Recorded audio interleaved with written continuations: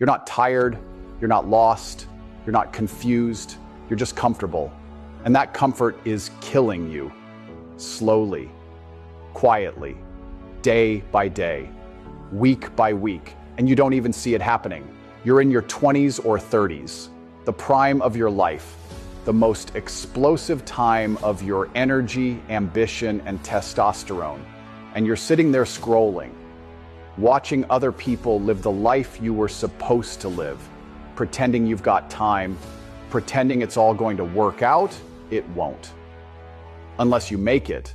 Success doesn't fall from the sky. No one's gonna knock on your door and hand you the keys to a Lambo and a mansion because you're a nice guy or you had a hard life. That's not how life works.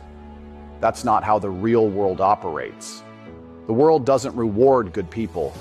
It rewards valuable people, strong people, disciplined people, people who take responsibility for their lives and move with intent.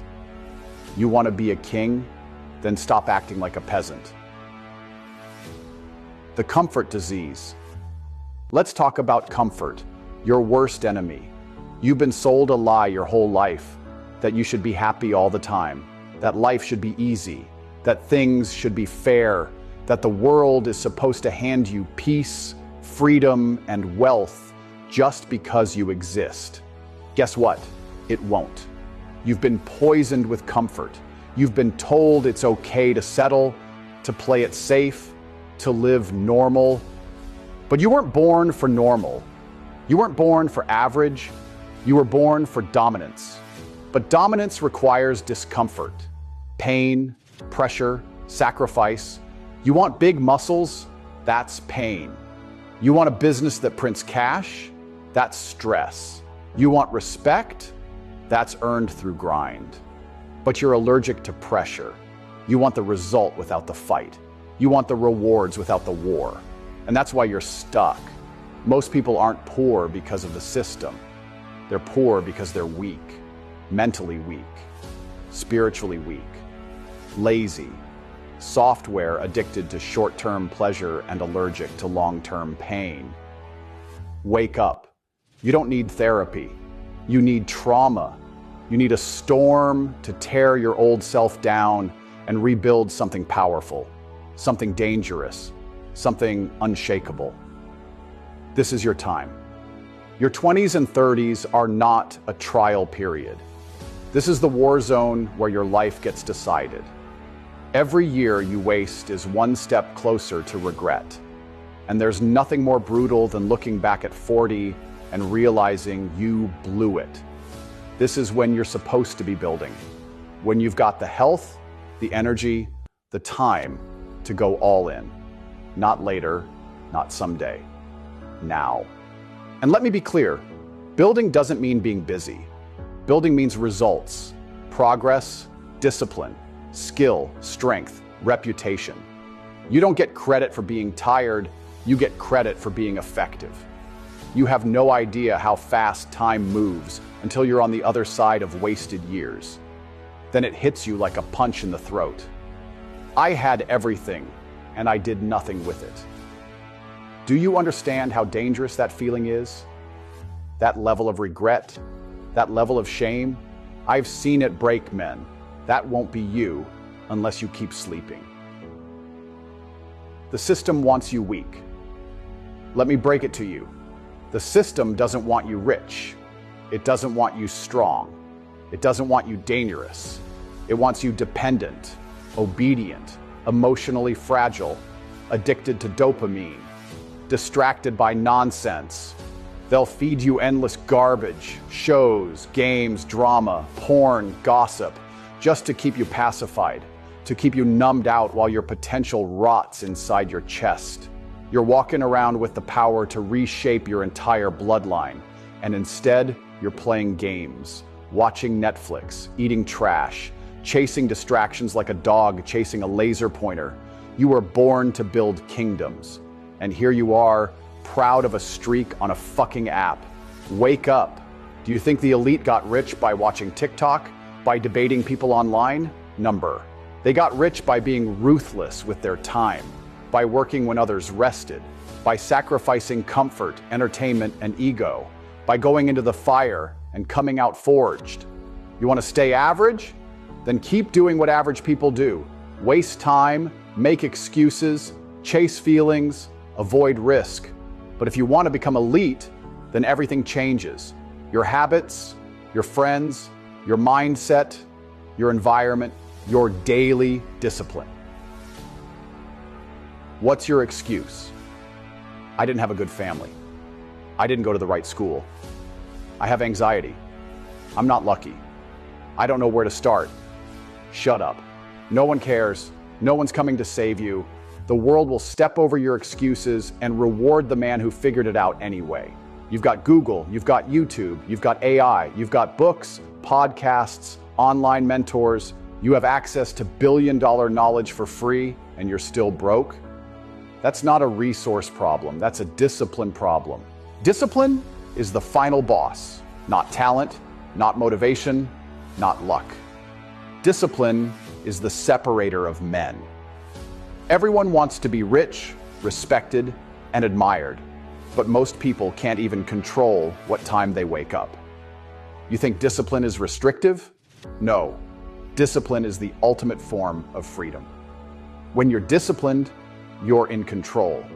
You're not a slave to feelings, urges, or distractions. You're not a puppet being yanked by the strings of dopamine addiction and laziness.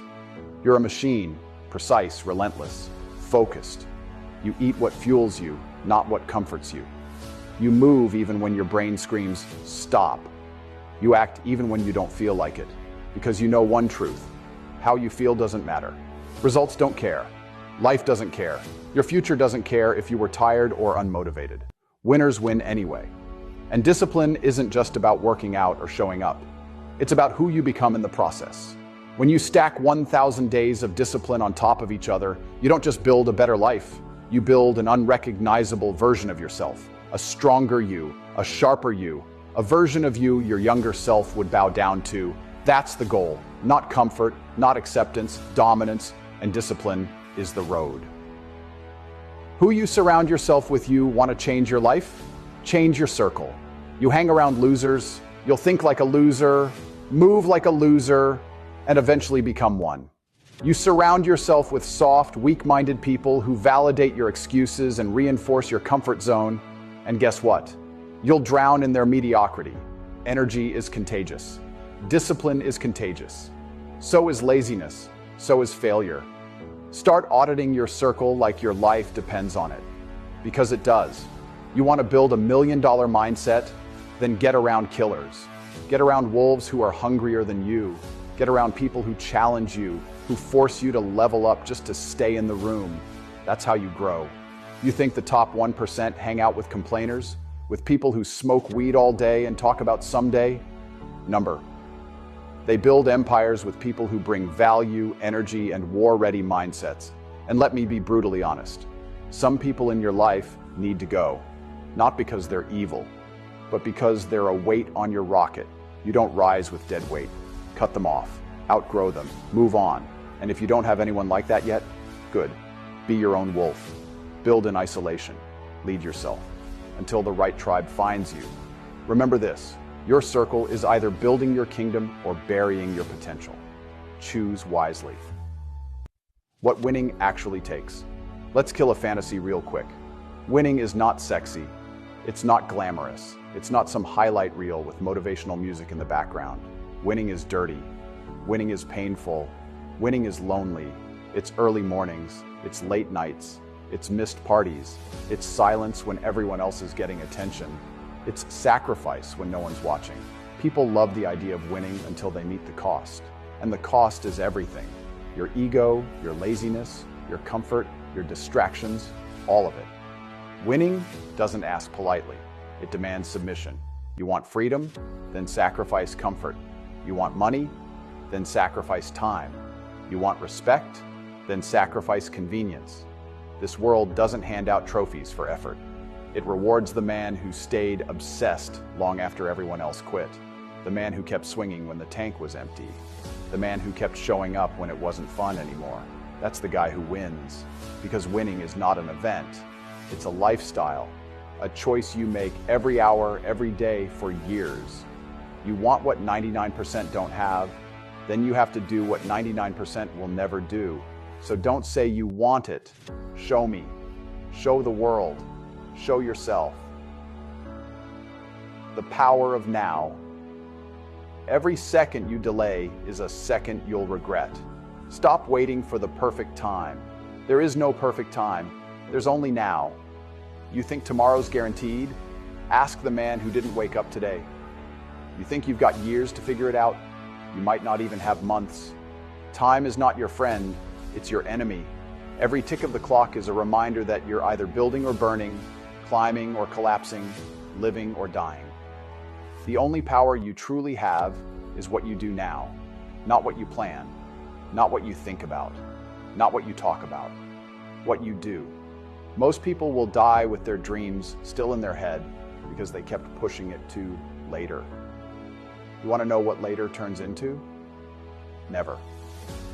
You're not too young, you're not too old, you're not too late, you're just too scared. But fear is a liar, fear is a test. And if you don't punch it in the mouth, it owns you.